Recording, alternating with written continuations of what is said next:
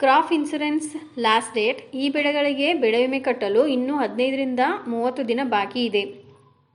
ಅಧಿಕ ಮಳೆ ಮತ್ತು ಕಡಿಮೆ ಮಳೆ, ಇತರೆ ಪ್ರಕೃತಿ ವಿಕೋಪಗಳಿಂದ ಬೆಳೆ ನಷ್ಟವಾದ ಸಂದರ್ಭದಲ್ಲಿ ವಿಮೆ ಪಡೆಯಲು ರೈತರು ಕೊನೆಯ ದಿನಾಂಕದ ಒಳಗಾಗಿ ಬೆಳೆ ವಿಮೆಯನ್ನು ತುಂಬಬೇಕು. ಅತಿ ಮುಖ್ಯವಾಗಿ ಅಧಿಕ ಮಳೆ ಮತ್ತು ಕಡಿಮೆ ಮಳೆ, ಇತರೆ ಪ್ರಕೃತಿ ವಿಕೋಪಗಳಿಂದ ಬೆಳೆ ನಷ್ಟವಾದ ಸಂದರ್ಭದಲ್ಲಿ ಬೆಳೆ ವಿಮೆ ಪಡೆಯಲು ರೈತರು ಕೊನೆಯ ದಿನಾಂಕದ ಒಳಗಾಗಿ ಬೆಳೆ ವಿಮೆಯನ್ನು ತಾವು ಬೆಳೆದ ಬೆಳೆಗಳಿಗೆ ಮಾಡಿಸಿಕೊಳ್ಳುವುದು ಅತಿ ಮುಖ್ಯವಾಗಿದೆ.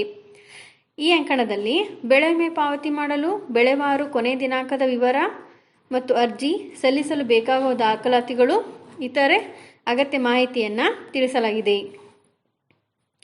ಭತ್ತ ನೀರಾವರಿ 31/7/2024, ಮುಸುಕಿನ ಜೋಳ ನೀರಾವರಿ 31/7/2024, ಮುಸುಕಿನ ಜೋಳ ಮಳೆ ಆಶ್ರಿತ 31/7/2024, ಜೋಳ ನೀರಾವರಿ 31/7/2024, ಜೋಳ ಮಳೆ ಆಶ್ರಿತ 31/7/2024, ಸಜ್ಜೆ ಮಳೆ ಆಶ್ರಿತ 31/7/2024, ನವಣೆ ತೊಗರಿ 31/7/2024, ಹೆಸರು 15/7/2024, ಸೂರ್ಯಕಾಂತಿ ನೀರಾವರಿ 16/7/2024, ಸೂರ್ಯಕಾಂತಿ ಮಳೆ ಆಶ್ರಿತ 16/7/2024, ಎಳ್ಳು ಮಳೆ ಆಶ್ರಿತ 31/7/2024, ನೆಲಗಡಲೆ ಅಥವಾ ಶೇಂಗಾ ನೀರಾವರಿ 31/7/2024, ನೆಲಗಡಲೆ ಅಥವಾ ಶೇಂಗಾ ಮಳೆ ಆಶ್ರಿತ 31/7/2024, ಹತ್ತಿ ನೀರಾವರಿ 31/7/2024, ಹತ್ತಿ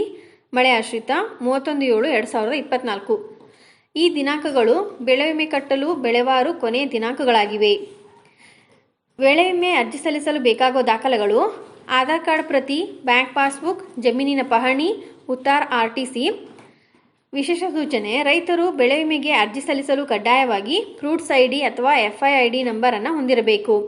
ಅರ್ಜಿ ಸಲ್ಲಿಸುವ ವಿವರ: ನಿಮ್ಮ ಹತ್ತಿರದ CSC ಕೇಂದ್ರ ಅಥವಾ ಗ್ರಾಮ 1, ಕರ್ನಾಟಕ 1 ಕೇಂದ್ರಗಳನ್ನು ಮೇಲೆ ತಿಳಿಸಿರುವ ದಾಖಲೆಗಳ ಸಮೇತ ಭೇಟಿ ಮಾಡಿ ಆನ್ಲೈನ್ ಮೂಲಕ ಕೊನೆಯ ದಿನಾಂಕದ ಒಳಗಾಗಿ ಪ್ರೀಮಿಯಮನ್ನು ಪಾವತಿ ಮಾಡಿ ಅರ್ಜಿ ಸಲ್ಲಿಸಬಹುದು.